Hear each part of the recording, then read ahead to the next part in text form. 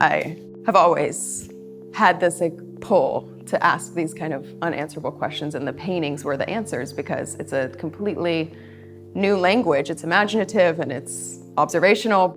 And so art, once it entered my life, I was like, okay, there's something, a language that can satiate what I'm wondering.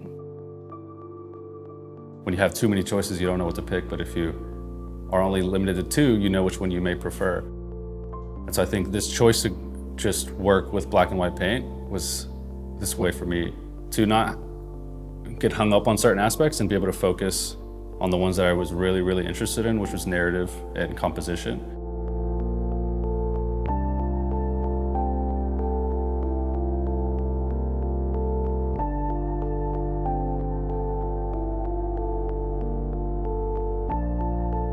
Ever since I picked up paint, it's just an obsession with paint.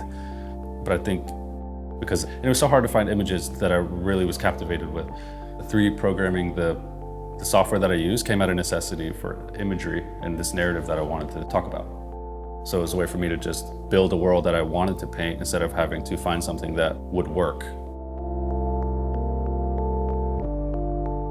I start with 2 or 3 days of abstract painting, purely compositional, and then a few days into the process, I will start to react to the shapes and the colors that I'm seeing, start to find the narrative out of the abstraction, which is a challenge that I placed upon myself to try to paint reactively and truly allow my subconscious to enter the work, pull something out of it that is completely unique, completely unguided.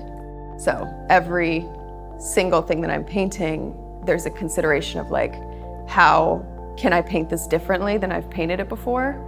Or how can I paint this more effectively, more emotionally? Every moment of it feels very engaged in that way.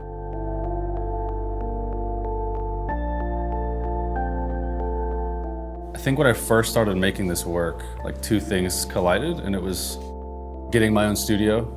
And so it was isolating myself and then also acknowledging the fact that my father has been incarcerated for 12 years and kind of wanting to dive deeper into what his experience is. I had never accepted the fact that he was dealing with this. I kind of pushed it away and I didn't deal with it. And then I met Kathryn, who was able to tell me hey, you're painting these scenes about confinement. And so that then spurred me to dive into this head on. The more I make this work, I now see myself as the character as much as I see it as him. I'm very, very interested in what may happen when his release date comes and what that will do with the work, if that will affect it and completely change my interest and my desire to talk about something else. In Atlanta, I don't have to see anyone to walk into my studio. I'm completely alone the whole day. The major difference here is how integrated I am. Just by the change of scenery and just by the looming threat of someone seeing the work, I was I can't lie about any of this. And each painting just exists devoid of my narrative that has existed around my work before. And I'm curious to see how I take this back to Atlanta.